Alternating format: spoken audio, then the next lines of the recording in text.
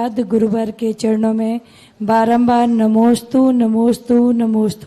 मेरे आराध्य के हृदय में विराजमान संत सुमणि आचार्य भगवान श्री विद्यासागर महाराज के चरणों में बारंबार नमोस्तु। छुल्लक जी को इच्छामी, भैया जी को वंदना। हे गुरुवर, कल हमने आपसे जिज्ञासा की थी, अगर हम आपको पहले बता देते तो आप जिज्ञासा का समाधान नहीं करते। हे गुरुवर, जब हमने नारेली ज्ञानोदय में समोसरण का मंदिर बोला तो हमने आपके हृदय में साक्षात आचार्य परमेष्टि के दर्शन किए। यह मुझे कहने में कोई वो नहीं है। और जब ही मैं तो बिल्कुल रोड पे थी, मेरी कोई गुंजाइश भी नहीं थी। मैंने कहा बड़े बाबा आपने कैसे, शुरू से बड़े बाबा का मंदिर देखते, शुरू से भाव थे बड़े बाबा एक मंदिर हम भी बनवाएंगे।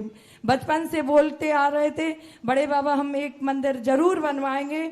और बस ऐसा आपने चमत्कार अतिशय किया कि जिसकी क्षमता 1 रुपए की भी नहीं थी, आज वो 1.25 करोड़ का मंदिर नारेली ज्ञानोदय में बनवा रही। हे गुरुवर, आपके ही आशीर्वाद से नारेली, आबा बिजौलिया, ईश्वरवाड़ा, चांदखेड़ी आज इस जगहों पर भक्तांबर आजीवन का मुझे सौभाग्य प्राप्त हुआ। हे गुरुवर, अब हम ऐसा और आगे क्या करें कि जिससे आपके चरण हमारे नगर बेगमगंज में पड़े, पूरी समाज आपका पलक पावड़े बेगमगंज में स्वागत करने के लिए तैयार है। नमोस्तु नमोस्तु नमोस्तु गुरुवर। देखो, दान देने से यदि समृद्धि नहीं बढ़ती तो जैनाचार्य कभी दान का उपदेश, क्योंकि उनको तो दान की जरूरत ही नहीं थी। तो इसलिए ये दान का स्वरूप ही है। सच्चे मन से, सच्चे हृदय से यदि भाव किया जाता है तो किसान के समान दान बीज बन करके बोते हैं और फसल बन करके काटने की स्थिति बन जाती है।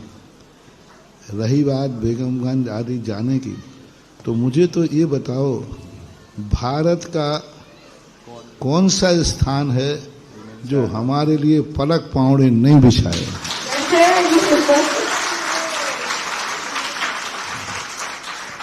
मैं तो कई स्थानों को देख रहा हूँ, कोई जितने स्थान नहीं बिछाए हों तो मैं खुश होता हूँ, चलो इतने कम हुए, टेंशन खत्म हो गया। क्योंकि दिन भर चारों तरफ के लोग आते हैं, कोई अपना गांव बताता है, कोई अपना गांव बताता है। तो ऐसे 2-4 गांव कम पड़े तो अच्छा है, थोड़ा भीड़ कम पड़े।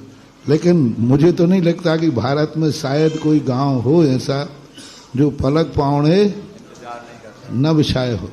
अभी देखो, बाड़ोना से, महाराष्ट्र से रमेश बाबू, संतोष बाबू आदि, ये पूरे परिवार के साथ आए।